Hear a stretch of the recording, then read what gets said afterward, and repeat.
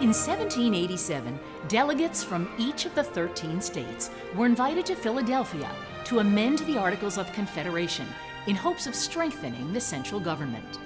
55 representatives from 12 of the 13 states met from May to September of that year.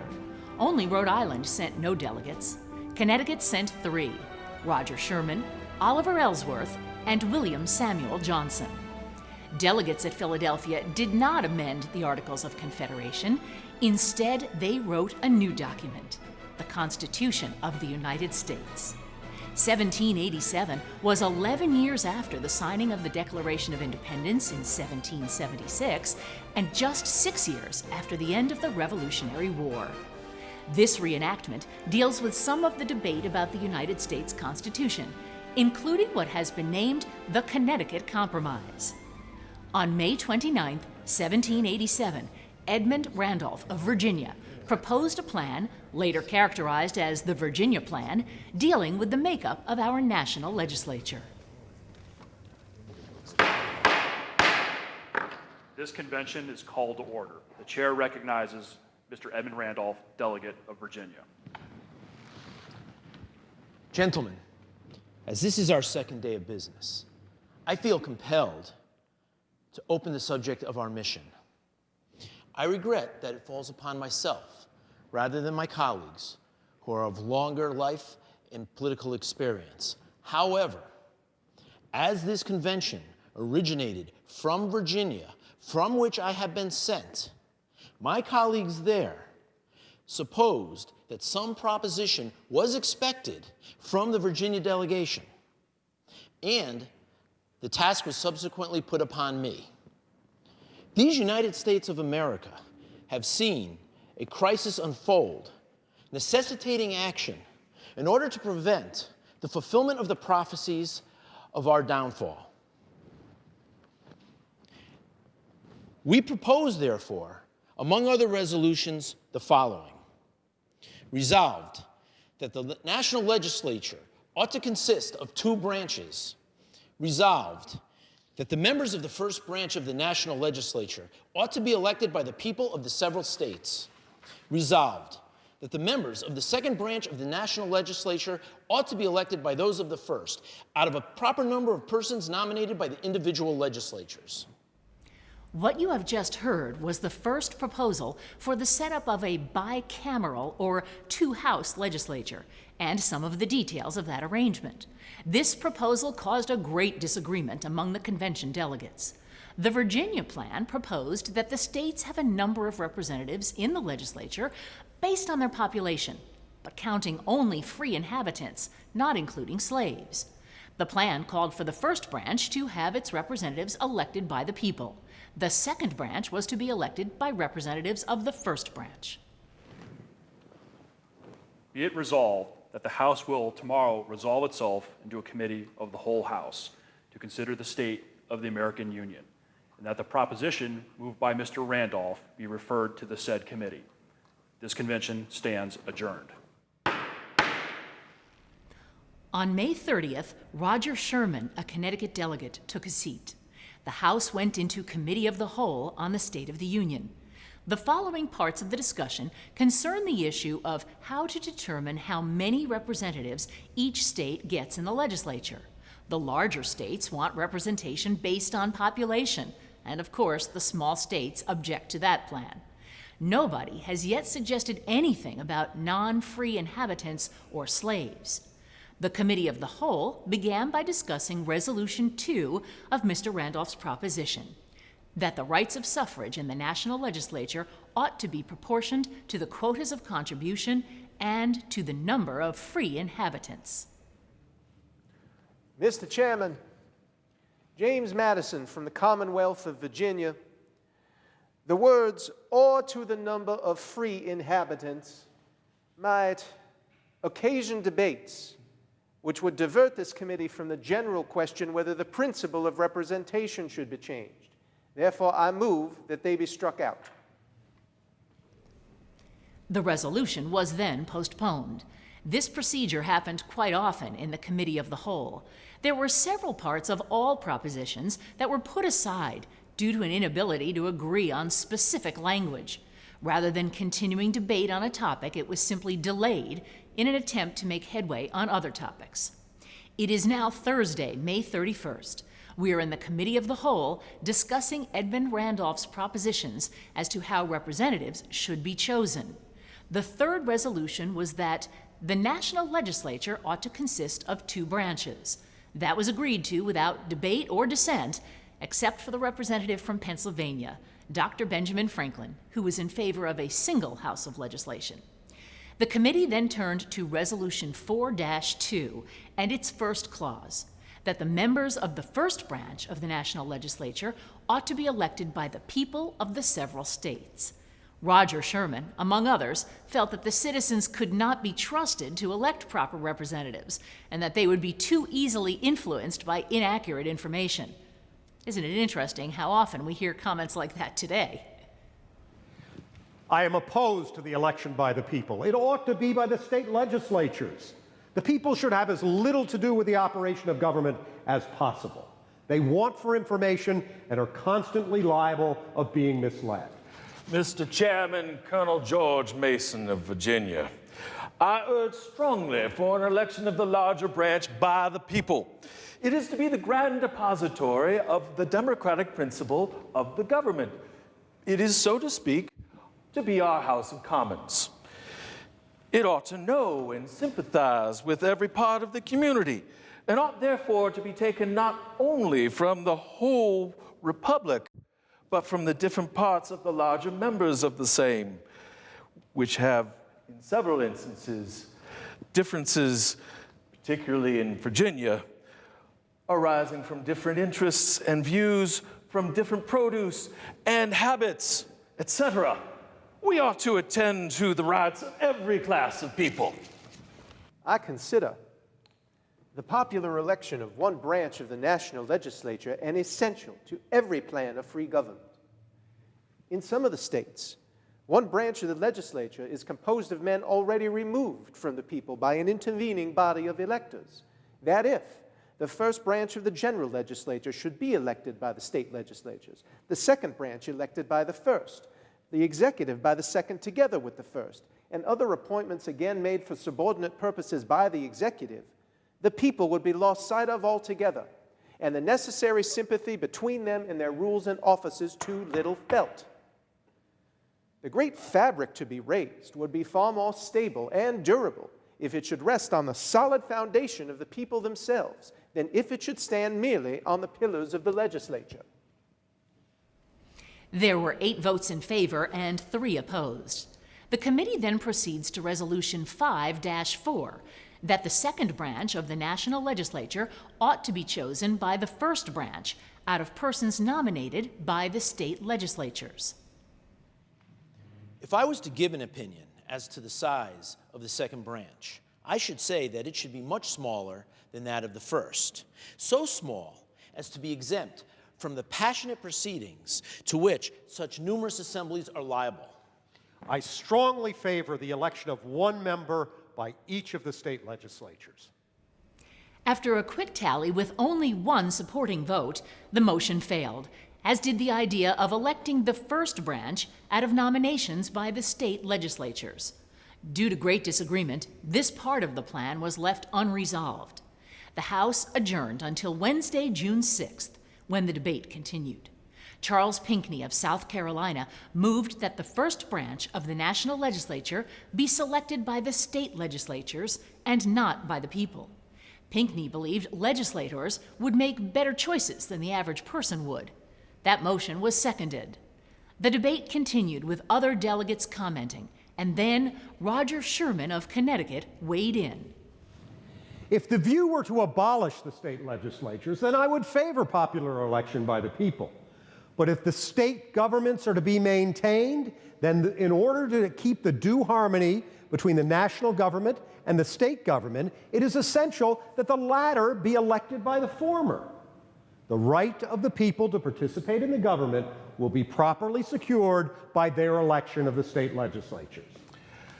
Under the existing Confederacy, Congress represents the states, not the people. Their acts operate on the states, not the individuals.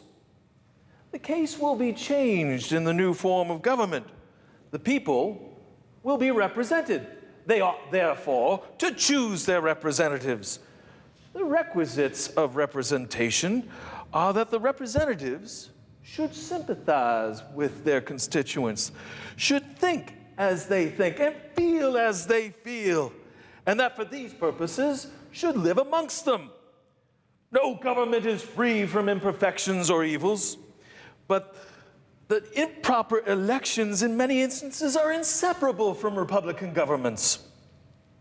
But compare these with the advantage of this form in favor of the rights of people, in favor of human nature. There is a better chance of proper elections by the people, if divided in large districts, than by the state legislature. An election of one branch at least of the national legislature by the people immediately as a clear principle of free government under proper regulation has the advantage of securing better representatives, as well as avoiding too great an agency of the state governments in the general one. The question was called for electing the first branch by the state legislatures. The motion was defeated and the House adjourned. Still, there is no decision made on the manner of choosing representatives. The committee returned to this issue on June 7th, when it was moved that the members of the second branch ought to be chosen by the individual legislatures. Roger Sherman seconded that motion. The particular states would thus become interested in supporting the national government, and a due harmony between the two would be maintained. Now, the two ought to have separate and distinct jurisdictions, but they ought to have a mutual interest in supporting each other. The true question is in what mode the best choice may be made. If an election by the people, or through any other channel than the state legislatures, promises as uncorrupt and impartial a preference of merit, there can surely be no necessity for an appointment by those legislatures. Nor is it apparent that a more useful check would be derived through that channel than through the people or some other. The great evil complained of has been that the state legislatures run into schemes of paper money whenever solicited by the people, and sometimes without even the sanction of the people. Their influence, then, instead of checking a like propensity in the national legislature, may be expected to promote it. Gentlemen, nothing could be more contradictory than to say that the national legislature, without a proper check, will follow the example of the state legislatures, and in the same breath that the state legislatures are the only proper check. I oppose election by the people in districts as not as likely to produce fit men as elections by the state legislatures. A number of delegates believed that representatives to the federal government should be selected by people of prominence who had wealth and property. Their intent was to make this new body as similar as possible to the British House of Lords. It was further argued that these individuals should be selected by the state legislatures and that their number did not matter. As one delegate stated, if their number should be small, the popular branch could not be balanced by them. The legislature of a numerous people ought to be a numerous body. You might be surprised to learn that Connecticut maintained an elite upper house until 1818, well after this convention ended. A motion by John Dickinson of Delaware for an appointment of the Senate by the state legislatures was called and passed. On June 11th, the clause concerning the rule of representation in the national legislature was resumed. That's when Roger Sherman of Connecticut proposed what is now called the Connecticut Compromise. This proposal solves the issue between the larger and smaller states regarding representation in the legislature. Edmund Randolph had proposed the Virginia Plan that called for representation based on population, and the smaller states had proposed an alternative called the New Jersey Plan, where each state would have equal representation. Roger Sherman proposed another way to settle the dispute. I propose that the proportion of suffrage in the first branch should be according to the respective numbers of free inhabitants, and that in the second branch, the Senate, each state should have one vote and no more. As the states would remain possessed of certain interests, they would be able to protect those interests. Otherwise, a few large states would be able to rule the rest. In England, the House of Lords is possessed of certain rights under the Constitution, and it has an equal vote with the House of Commons in order to protect those rights. Other delegates argued that the number of representatives should be proportional to each state's wealth, since money is power. Taking up Roger Sherman's cause, Rufus King from Massachusetts proposed that the members of the first branch, now known as the House of Representatives, should be determined in a more fair way, such as by population. At this point, the oldest member of the convention, Dr. Benjamin Franklin, rises to speak about the benefits of compromise and working together. Gentlemen, it has given me much pleasure to observe that till this point, the proportion of representation came before us. Our debates were carried on with great coolness and temper. If anything of a contrary kind has on this occasion appeared, I hope it will not be repeated. For we are sent to consult, not to contend with each other, and declarations of a fixed opinion and of determined resolution never to change it, neither enlighten nor convince us. Positiveness and warmth on the one side naturally beget their like on the other, and tend to create and augment discord and division in a great concern wherein harmony and union are extremely necessary to give weight to our counsels and render them effectual in promoting and securing the common good. I must own that I was of the opinion that it would be better if every member of Congress or our National Council were to consider himself rather as a representative of the whole rather than an agent for the interests of a particular state, in which case the proportion of members to each state would be of less consequence, and it would not be material whether they voted by states or individually. But as I find that this is not to be expected, I now think the number of representatives should bear some proportion to the number of the represented, and that the decisions should be by the majority of the members, not the majority of states. This is objected to from an apprehension that the greater states would then swallow up the smaller. I do not, at present, clearly see what advantage the greater states could propose to themselves by swallowing the smaller, and therefore do not apprehend that they would attempt it. But, sir, in the present mode of voting by the states, it is equally in the power of the lesser states to swallow up the greater. The greater states, sir, are naturally as unwilling to have their property left in the disposition of the smaller as the smaller are to have theirs in the disposition of the greater. An honorable gentleman has, to avoid this difficulty, hinted a proposition of equalizing the states. It appears to me to be an equitable one, and I should, for my own part, not be against such a measure if it might be found practicable. I move that the question be taken whether each state shall have one vote in the second branch. Everything depends on this. The smaller states will accept no other proportion of suffrage than an equal vote in the second branch.